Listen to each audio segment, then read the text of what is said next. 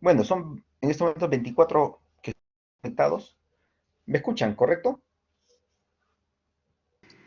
Sí, doctor. Hola. Sí, se escucha. Ya, Sí, perfecto, doctor, me excelente. escucha. Bueno, ya, bien, vamos a hacer prácticamente una revisión sobre ruptura prematura de membranas porque en partos pretérmino, ¿no? Porque me imagino que lo habrán revisado en algún momento con algún profesor en la práctica o en algún seminario. Pero de lo que se trata es hacer una actividad que está vinculada fundamentalmente al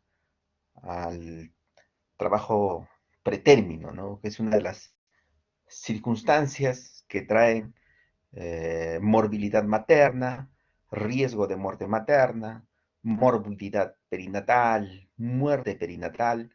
Entonces es una condición de mucha importancia, ¿no? Ahí radica la importancia de por qué tenemos que abordar este tema, ¿no? Es un problema de salud pública, definitivamente, que gracias a la tecnología ha mejorado un poco la expectativa de vida de los recién nacidos pretérminos, ¿no?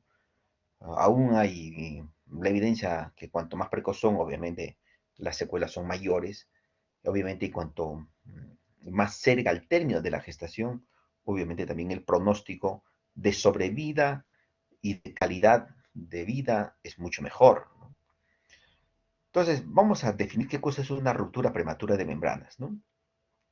En los textos está clarísima la idea, que es la solución de continuidad de las membranas coriamniónicas, ¿no? Se rompen las membranas, esa es la solución de continuidad, ¿no? Antes del inicio de trabajo de parto, ¿no? Hay una incidencia en promedio de 10% dependiendo también de las regiones, de los países, de los tipos de estudios, ¿no? Pero ahí hay más o menos una aproximación que está en el 10 al 15%. Entonces, cuando nosotros tenemos, obviamente, una ruptura prematura de membranas, una ruptura prematura de membranas antes de las 37 semanas es un RPM pretérmino, ¿no? Y ahí radica todos los problemas que existen, ¿no? Y la incidencia es del 3%, ¿no? O sea, de todo ese bloque de RPMs en los pretérminos es el 3%. Y el RPM va a término después de las 37 semanas, ¿no? Acá no hay mayor problema en, en la conducción del parto, ¿no? Porque si es un RPM pretérmino, si tienes condiciones obstétricas, vamos a la inducción, a la maduración cervical, y si las condiciones obstétricas son malas o existe un riesgo de muerte, de morbilidad materna o de morbilidad neonatal, entonces vamos a, a una interrupción por la vía más rápida que puede ser una cesárea, ¿no? Entonces, antes de las 37 semanas podemos encontrar fetos menores a 24 semanas a los cuales se les considera como que no tienen viabilidad, ¿no? En cambio, si nosotros tenemos entre las 24 y las 35 semanas, se les plantea con el término lejos del término, ¿no? Bueno, acá cuanto más edad gestacional tienen los fetos, obviamente tienen mejor expectativa y mejor calidad de vida. Y los cercanos al término de 35 a 37 semanas, ¿no? De hecho, que en este grupo de 35 a 37 semanas, la posibilidad de salir sin ninguna complicación una vez que se interrumpe el embarazo está por encima del 90-95%. O sea, ya más o menos nos da algún grado de seguridad mayor una interrupción del embarazo más de 34 semanas o de 35 semanas para adelante, ¿no?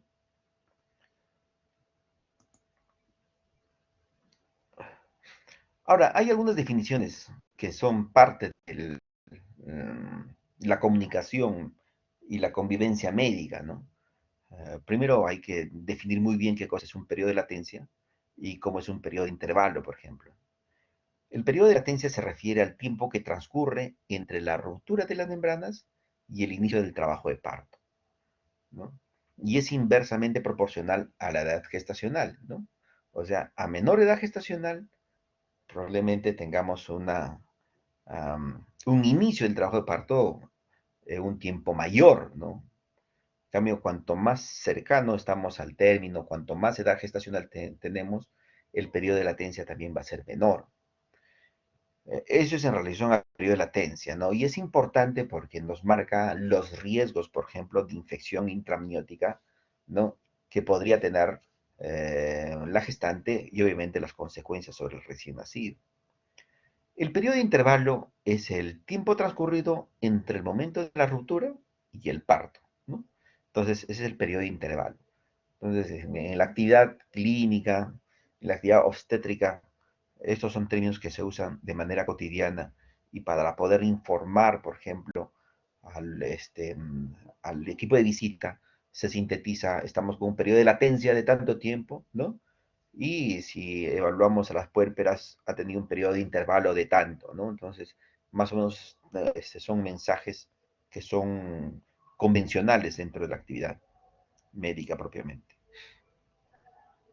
Ahora, también hay un término que se refiere a la ruptura precoz de las membranas, ¿no?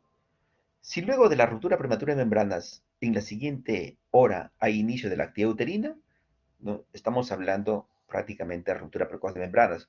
O en todo caso, hay que afirmar categóricamente que antes del inicio del trabajo de parto se rompen las membranas, estamos hablando de ruptura precoz de membranas, ¿no? Ahora, sobre la ruptura prematura de membranas prolongada, que también es un término común que se utiliza, ¿no? Es cuando la ruptura prematura de membranas tiene mayor de 24 horas de evolución, ¿no? Entonces, al presentar una paciente obstétrica, sí pues tiene una RPM prolongada, entonces todo el mundo articula las neuronas y dice que obviamente se trata de un RPM más de 24 horas y se puede precisar, ¿no? Obviamente de acuerdo a cada condición obstétrica, ¿ya? Ahora, la frecuencia de la RPM pretérmino eh, eh, es el 11, el 15%, ¿no? De los cuales en los partos pretérmino, el 25 al 30% de ese total son debidas a RPM, ¿no? Pretérmino. El 60-70% inician trabajo de parto espontáneo. O sea, si nosotros no hacemos nada, arranca el trabajo de parto espontáneo en las siguientes 24 horas. Y el 95% inicia trabajo de parto espontáneo en las siguientes 72 horas. Bueno, esta información es relevante porque hay una discusión tremenda, bueno, y bueno, ya hay algunos de repente consensos en que qué hacemos con una gestante, con un RPM pretérmino, más de 34 semanas, ¿no? De gestación, ¿no? ¿Tenemos un manejo conservador o tenemos un manejo activo, ¿no? Un manejo conservador es dejarlo que progrese para las siguientes 24 horas, ¿no? Este, para que inicie su trabajo de parto espontáneo, o hacemos un manejo activo. El manejo activo significa pues inducir el parto, por ejemplo, ¿no? Con oxitocina o utilizando prostaglandinas. Entonces, esa discusión ya ha meritado algunas conclusiones, ¿no? Que cuanto este, menos es el periodo de latencia, obviamente las infecciones intramnióticas son menores, ¿no? La coriomionitis es menor. Cuanto más largo es el periodo de latencia, obviamente la infección intramniótica o la coriomionitis es también mayor. Entonces, es importantísimo saber que en 24 horas definitivamente se podría presentar un trabajo de parto, el inicio del trabajo de parto en el 60-70% de estas gestantes, ¿no? Y el 95% de todo el bloque de gestantes con RPM pretérmino no podrían iniciar el trabajo de parto espontáneo en las siguientes 72 horas, ¿no? Ahora, en realidad la etiología no es conocida, ¿no?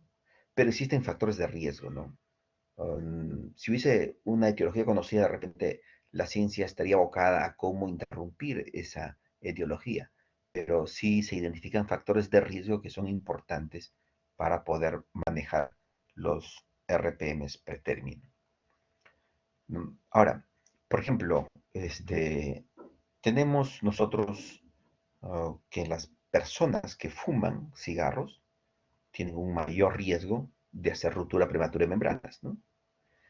Las personas que abusan de drogas también. La anemia es un factor de riesgo importante el estado socioeconómico bajo también, las mujeres solteras también en relación a las convivientes y en relación a las casadas, ¿no?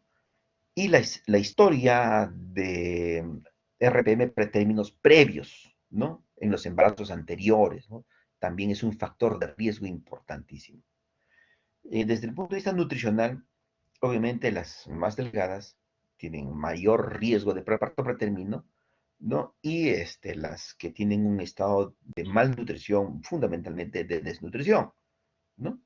Ahora, hay enfermedades genéticas, por ejemplo, desórdenes vasculares del colágeno, ¿no? Desórdenes en la síntesis de ácido hialurónico, procesos inflamatorios, ¿no? Terapia con corticosteroides de manera prolongada son factores de riesgo de RPM. ¿Ya? Ahora, también procedimientos invasivos, ¿no? Por ejemplo, una amniocentesis es un factor de riesgo de ruptura de membranas, ¿no? La biopsia de vellosidades coriales también, las cordocentesis también, ¿no? Que son prácticamente eh, procesos invasivos que cada vez se hacen menos, ¿no? Pero obviamente se ha registrado que cuando se hacían estos procesos invasivos había un mayor riesgo de RPM, ¿ya? Ahora, desde el punto de vista uterino, el ascenso de las infecciones bacterianas, ¿no? Que es un factor de riesgo importante, el sangrado antes del parto, los traumas abdominales, las anomalías uterinas, la incompetencia cervical, ¿no? Las pacientes que tienen conización cervical anterior previa, ¿no? O dilatación cervical propiamente, ¿no? Ahora, los factores de riesgo que tienen que ver con la útero y la placenta y el tamaño fetal, por ejemplo, las pacientes con polidramios tienen un factor de riesgo mayor, ¿no? Las pacientes con múltiples embarazos también, ¿no? O embarazo múltiple, perdón, ¿no? La, el desprendimiento de placenta también. La infección intramniótica también. Entonces, todos esos son factores de riesgo que están asociados a ruptura prematura de membranas, ¿no? Ahora, las membranas fetales obviamente tienen un proceso de evolución en el curso del embarazo, ¿no? Si ustedes recuerdan, hay una membrana, hay una decidua parietal y hay una decidua capsular, ¿no? En el proceso del crecimiento y de la evolución del embarazo, ¿no? Obviamente ambas deciduas se juntan, ¿no? Y este proceso hace que se desarrolle la unidad de la membrana corioamniótica. Entonces, pero esa unidad coriamniótica es un revestimiento de la cavidad uterina, ¿no? De la gestante. Para el lado fetal está el amnios y para el lado materno está el, el corio, ¿no? Entonces, eh, el rol que juega estas membranas coriamnióticas es de protección y de mantenimiento del embarazo, fundamentalmente de protección fetal, porque es una barrera también inmunológica para que no ingresen, por ejemplo, gérmenes con total facilidad, ¿no? Aunque hay infecciones intraamnióticas asintomáticas, pero es una barrera importante, ¿no? Estas membranas tienen un crecimiento continuo mecánico y bioquímico y mantienen la elasticidad del embarazo, ¿no? Tanto puede crecer el embarazo que también estas membranas crecen y son muy elásticas, ¿no? Eh, el colágeno juega un rol importantísimo en la estructura de estas membranas intramnióticas, perdón, las membranas corioamnióticas, ¿ya?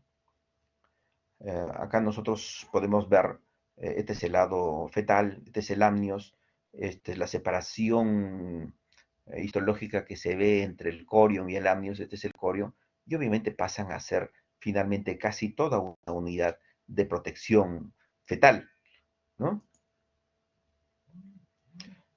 La importancia del amnios y del corio está dada fundamentalmente por el colágeno en sus diferentes tipos de colágeno, ¿no? Entonces, hay colagenasas, por ejemplo, que intervienen en um, en la ruptura de las estructuras de los enlaces moleculares del colágeno, lo cual podría condicionar, de hecho, una debilidad de la membrana coriamniótica y obviamente, y eso condicionar una ruptura prematura de membranas. Más o menos así se ha descrito un poco una aproximación fisiopatológica de la ruptura prematura de membranas, ¿no? Entonces, en la fisiopatología existe, de lo que se ha encontrado, defectos estructurales de la formación de la membrana amniótica, ¿no?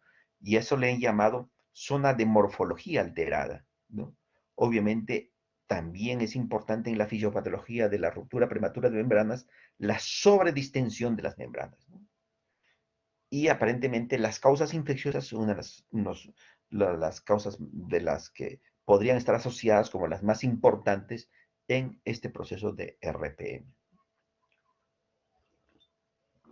Entonces, en la RPM se han identificado un área cercana a el área de ruptura, ¿no? Que se conoce como la zona de morfología alterada, presente antes de la ruptura y del inicio del trabajo de parto, ¿no?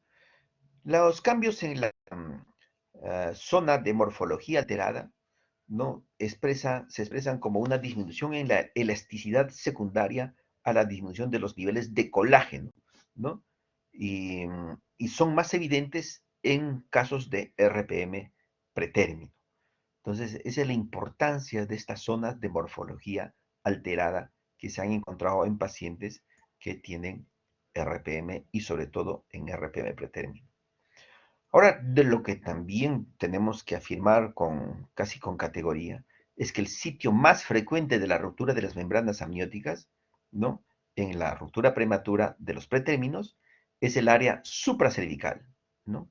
Que recubre el ostium, del área cervical, ¿no? La membrana amniótica en este sitio se altera estructuralmente, ¿no? Y se altera fácilmente y a menudo está cargada de bacterias. No olvidemos que obviamente la vagina puede estar cargada de bacterias y la vaginosis bacteriana es, una, es un factor de riesgo de parto pretérmino y de ruptura prematura de membranas pretérmino también, ¿no?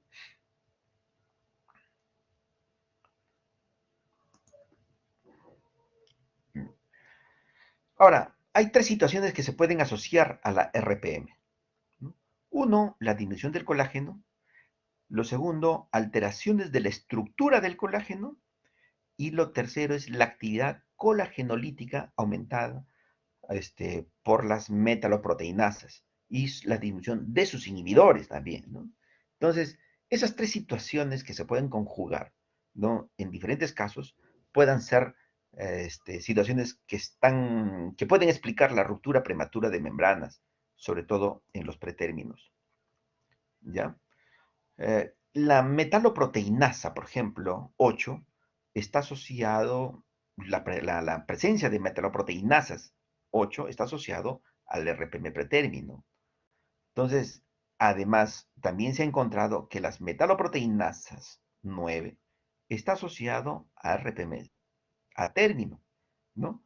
Y también estas mismas metaloproteinasas están asociadas a RPM con invasión microbiana, ¿no?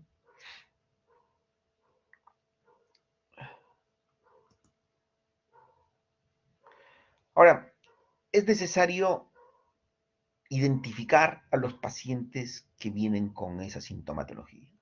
Y ahí es clave el interrogatorio, la forma como abordar, porque las pacientes pueden referir una pérdida de líquido que podría estar vinculado a otras entidades, como por ejemplo un flujo vaginal anormal, ¿no? Producto de una infección vaginal, por ejemplo, ¿no?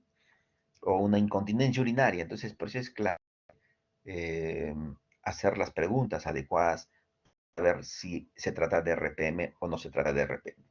Pero cuando nosotros vemos las rupturas prematura de membranas asociadas a infección intramniótica, nosotros tenemos que abordar estos síntomas. Por ejemplo, si tiene fiebre o no tiene fiebre. Si hay fiebre, el riesgo de que la paciente tenga infección intramniótica con RPM, obviamente hay que pensar en ello.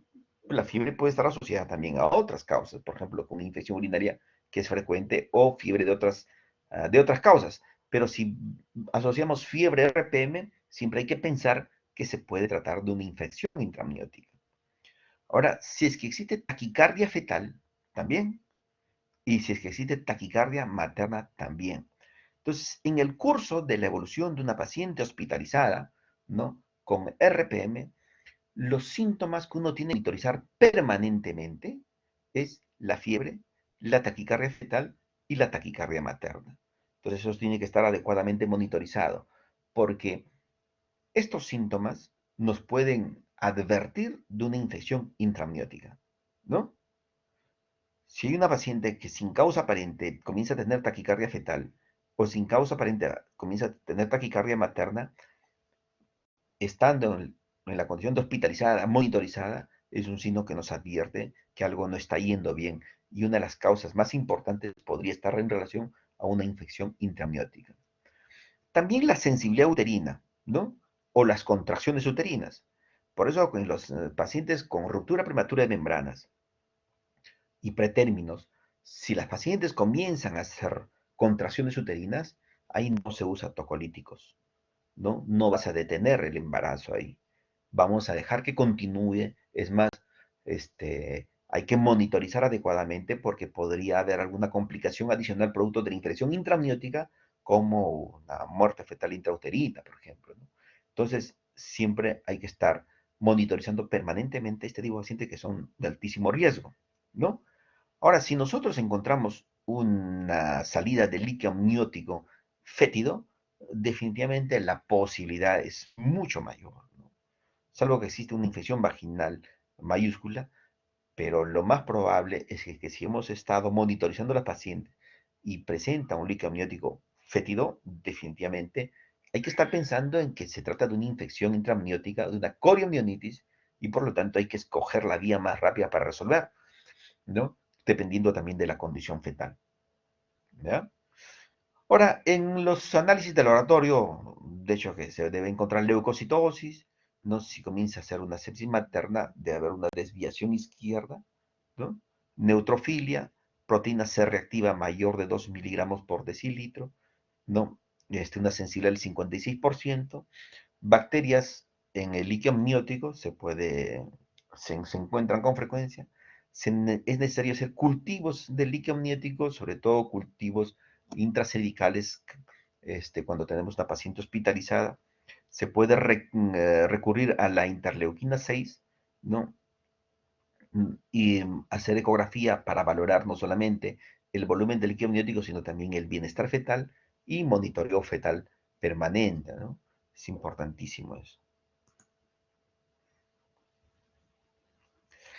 Ahora, como les comentaba, es importante ver cómo tenemos que abordar a la paciente, porque la paciente viene a la emergencia, sobre todo, vienen a la emergencia y dices, ay, que estoy perdiendo líquido, doctor o doctora, ¿no?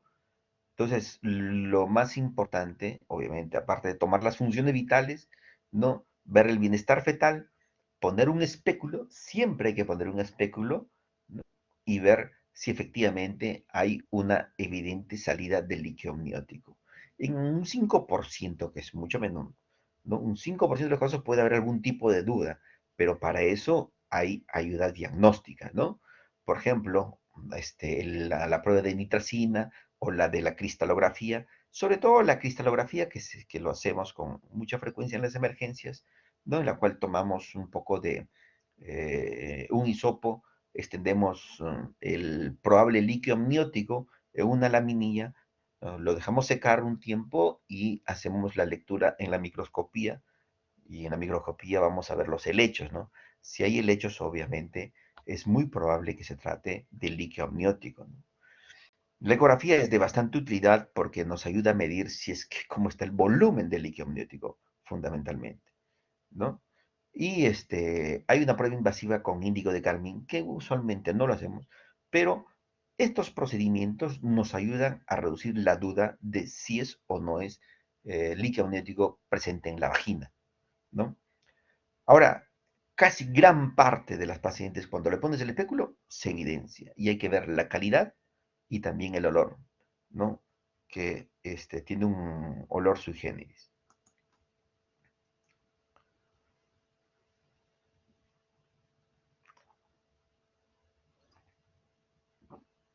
Ahora, ¿qué tenemos que hacer nosotros frente a una paciente en el cual tenemos el diagnóstico de la ruptura prematura de membranas?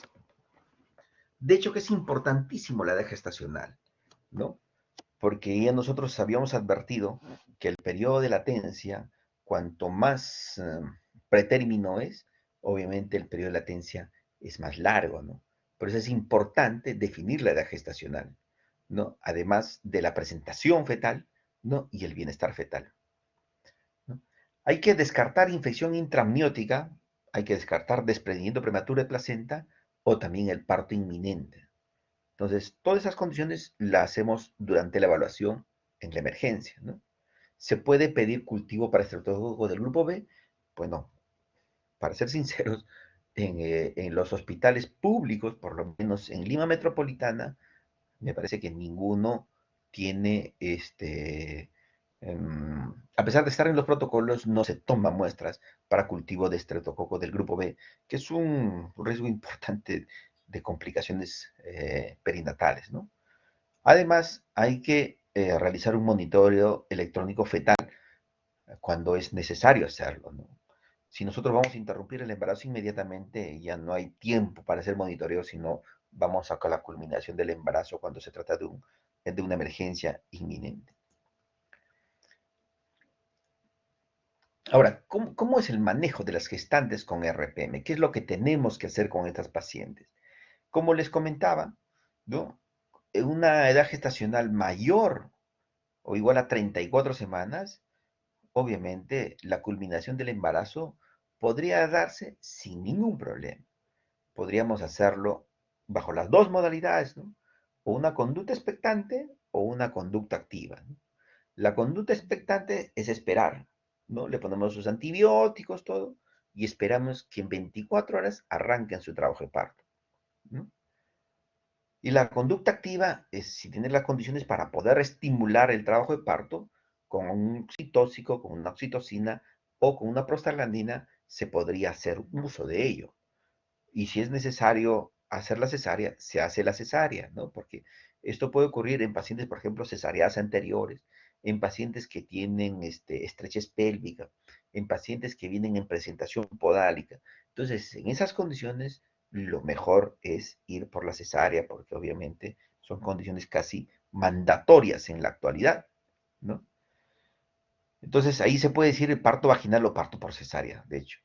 Cambio, con edad gestacional menor a 34 semanas, siempre el manejo debe ser expectante en lo posible, menos en una condición, ¿no? Por ejemplo, en una condición de una infección intramniótica, en una condición ya casi de coriomionitis declarada, la cosa cambia radicalmente en ese caso. Pero nosotros, antes de las 34 semanas, podemos, ya la paciente hospitalizada, podemos pedir marcadores de infección, ¿no? ¿Cuáles son los marcadores de infección? Por ejemplo, los clásicos, el hemograma, la proteína C reactiva y alternativa más precoz, aunque a veces no lo tenemos, en algunos sitios sí lo hay, la interleuquina 6, ¿no? Cuando es mayor de 8, obviamente nos está avisorando de que hay un proceso inflamatorio, una infección intramniótica asociado a RPM. Entonces, eh, yo creo que la idea tiene que ser clarísima, ¿no? Con gestantes más de 34 semanas, casi no tenemos problema porque podíamos interrumpir el embarazo, ¿no? Con un manejo activo. En cambio, en menores de 34 semanas hay que tener un manejo expectante, salvo que existan condiciones mandatorias de interrupción en el momento. Entonces, ¿y por qué? Porque más de 34 semanas la posibilidad de sobrevida llega al 95%, ¿no? No es lo mismo tener una paciente de 35, de 36, de 37 semanas.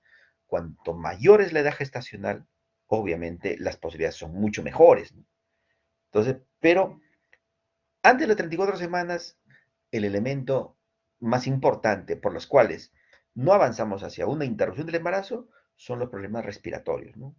es el síndrome de estrés respiratorio que un poco nos detiene. Si no, no deberíamos tener ningún problema, ¿no?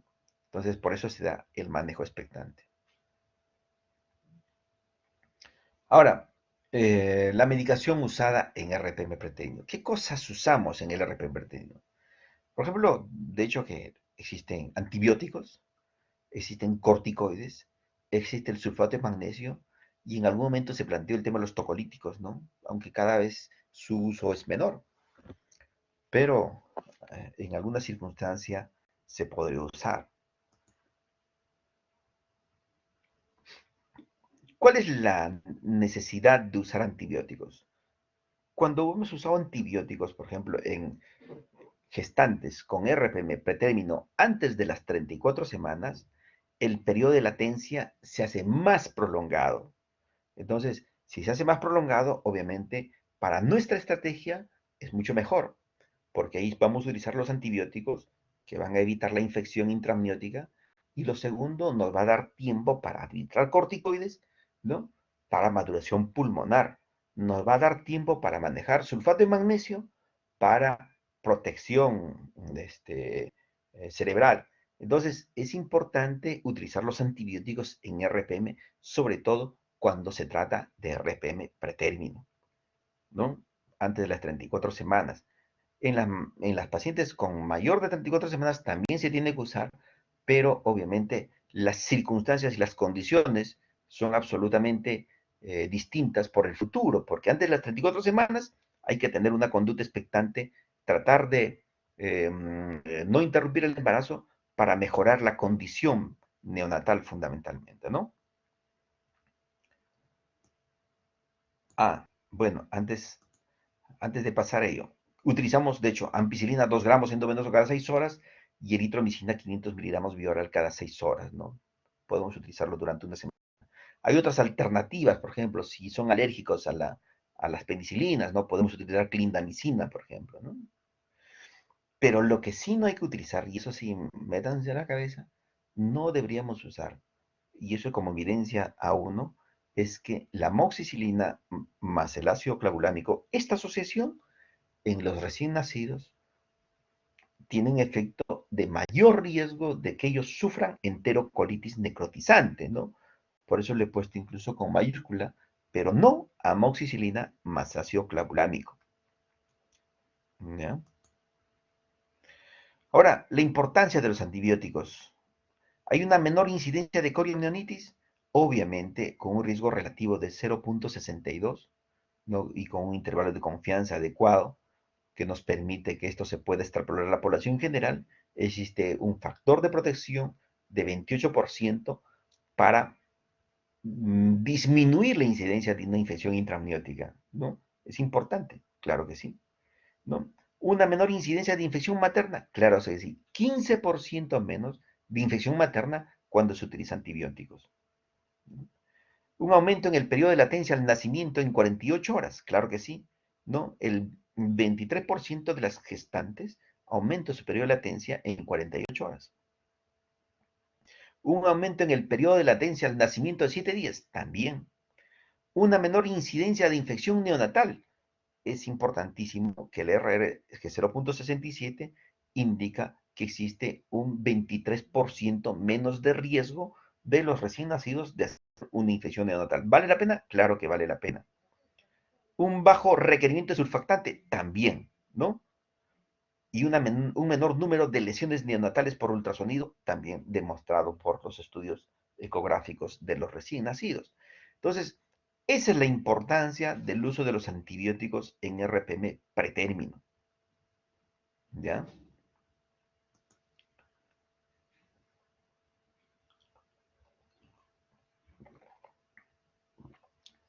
Ahora, los corticoides en el RPM pretérmino son cruciales. ¿Por qué? Porque mejoran la calidad de sobrevida en relación al distrés respiratorio.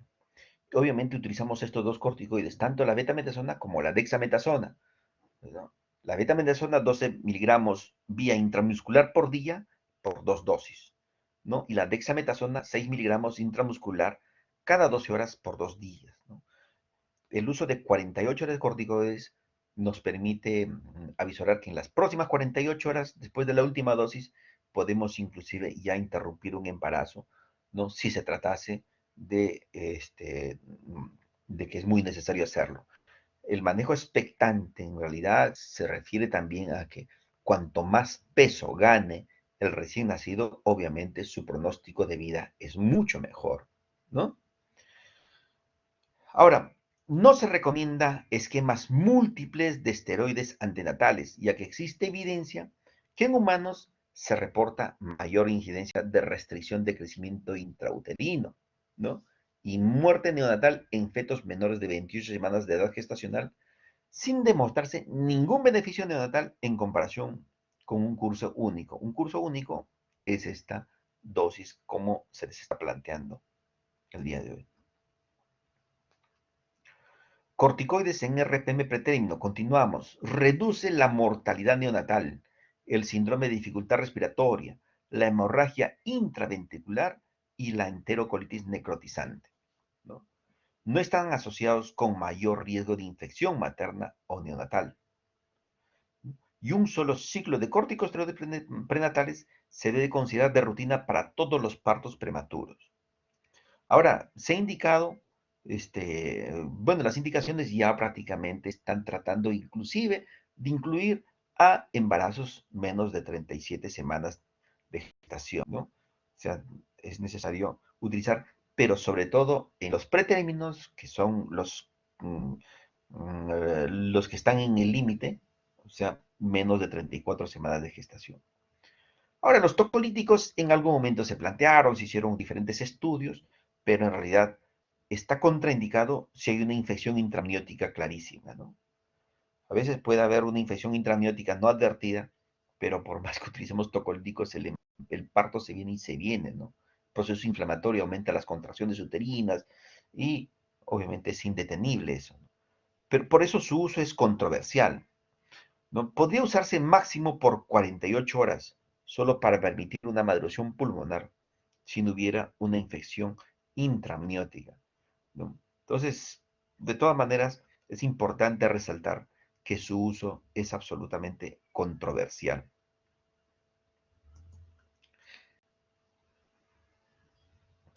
Ahora, también utilizamos sulfato de magnesio, ¿no?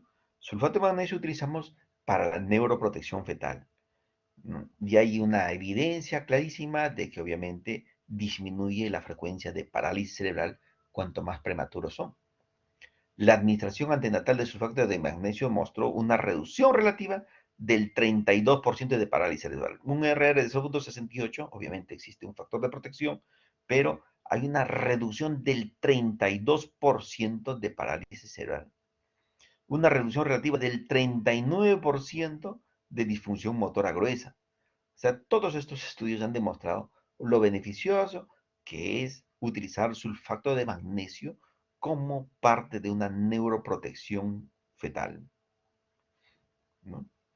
Entonces, ¿hasta qué edad gestacional se debe administrar el sulfato de magnesio? En realidad no existe un consenso hasta cuándo se puede utilizar el sulfato de magnesio, ¿no? Pero, por ejemplo, las guías de práctica de clínicas binacional de Australia y Nueva Zelanda y la del Colegio Británico en Obstetricia y Ginecología establecen como límite las 30 semanas. Dicen que solo hasta las 30 semanas. Pero las guías de la Sociedad de Ginecología y Obstetricia de Canadá, del Colegio Americano de Obstetricia y Ginecología y la Sociedad de Medicina Materno-Fetal de Estados Unidos plantea que es razonable usar hasta la semana 32. Entonces, en la actividad clínica obstétrica, nosotros en el Perú, por lo menos en el hospital, estamos utilizando hasta la semana 32, ¿no? ¿Cuáles son las complicaciones de la ruptura prematura de membranas? La coriamnionitis, que en realidad es una complicación que hay que tratar de evitar, hay que tratar de no llegar a una coriamnionitis, ¿no? Sobre todo cuando esta es muy manifiesta, porque no solamente el problema es fetal, también el problema es materno, ¿no? Puede haber o desarrollarse endometritis en el posparto y también hemorragia posparto, ¿no?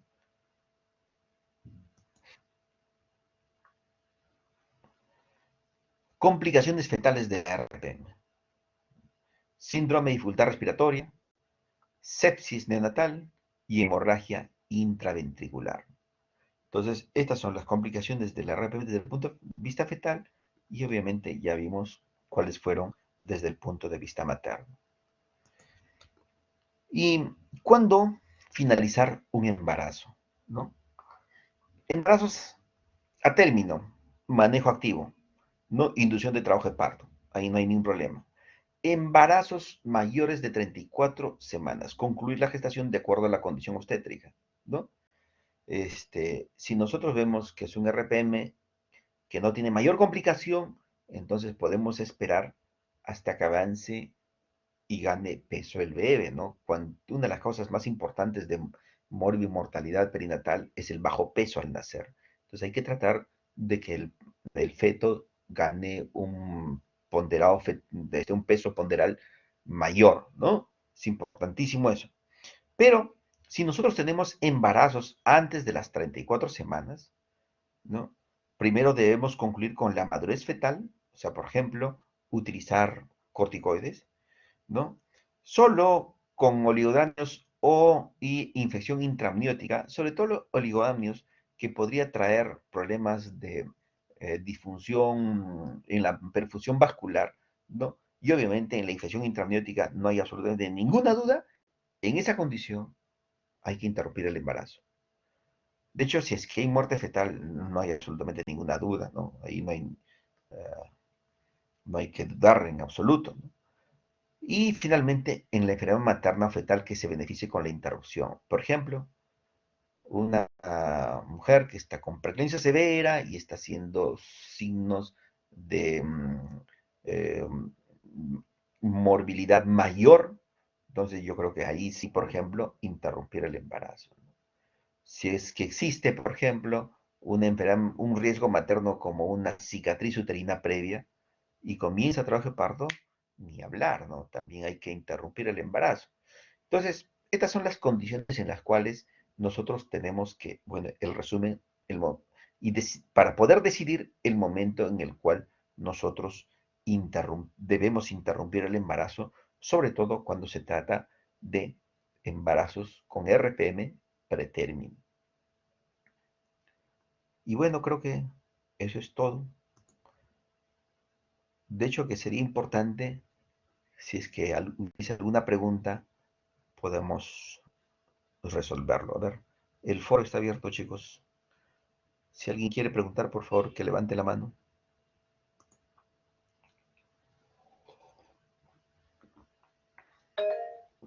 Alicia, dime.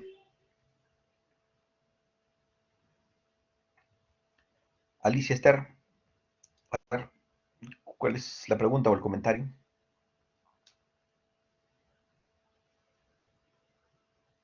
No se te escucha. Bueno, en realidad, claro, antes, sí, te entiendo. El audio está fallando. Antes de las 24 semanas, en realidad, hay un término que hasta las 23 semanas, se considera como aborto fetal tardío, ¿no? Y las posibilidades de sobrevida son malísimas, ¿no?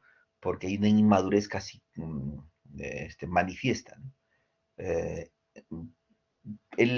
hay un protocolo de interrupción del embarazo, ¿no? Sobre todo cuando son considerados uh, una posibilidad de un aborto, ¿no? Cuando el feto pesa menos de 500 gramos.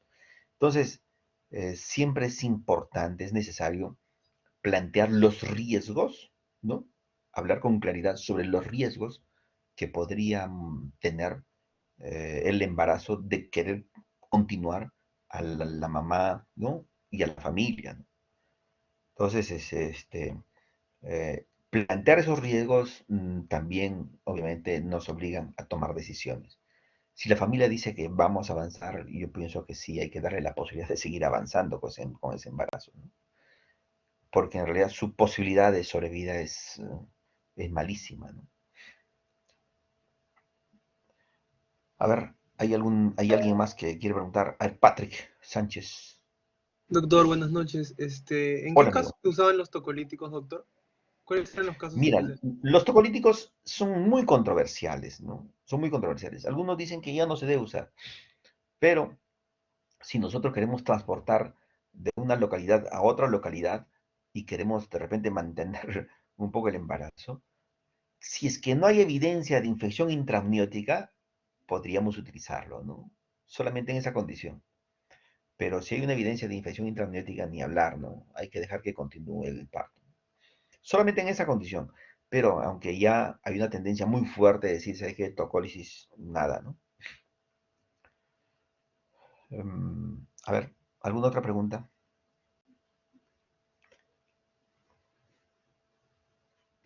Ok, doctor, gracias.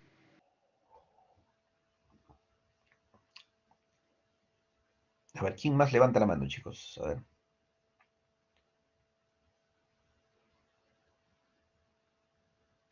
Bueno, entonces, espero haber sido claro más o menos en este tema. He tratado de ser muy esquemático para poder esclarecer cómo debemos hacer nosotros frente a una paciente que viene con una posible ruptura prematura de membranas y sobre todo cuando se trata de un embarazo pretérmino, ¿no? Son condiciones absolutamente distintas, ¿no? Es mucho más sencillo, definitivamente, ¿no? Eh, de manejar una paciente con RPM que sea término con una paciente RPM pretérmino. Antes de las 37 semanas, algunas consideraciones, pero no tanto, ¿no? Menos de 34 semanas es ahí donde nuestros conocimientos y las evidencias tienen que obligarnos a tomar decisiones siempre, ¿no? Y sobre todo, ver el momento más adecuado en el cual tenemos que interrumpir el embarazo. Pero en general, si nosotros pudiéramos prolongar el embarazo lo más que se pueda, es mucho mejor, ¿no? Pero si inevitablemente no podemos prolongar el embarazo, entonces ni hablar, hay que resolverlo, ¿no?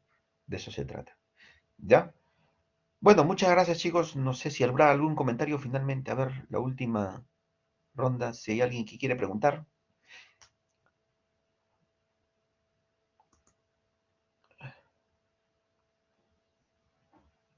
Bueno, creo que nada más. Entonces damos por concluidas las clases y bueno, que tengan un buen día.